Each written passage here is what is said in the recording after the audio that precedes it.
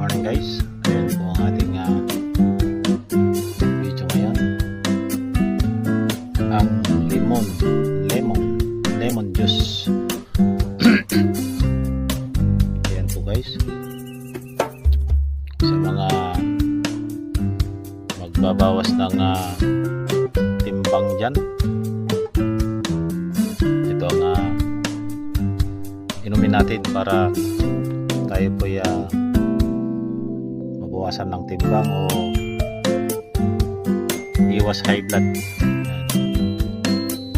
Marami din maraming nagagamot itong lemon juice na ito. Ibabad nyo lang sa tubig, slice nyo, ibabad nyo sa tubig. Shoutout nga pala sa 1.5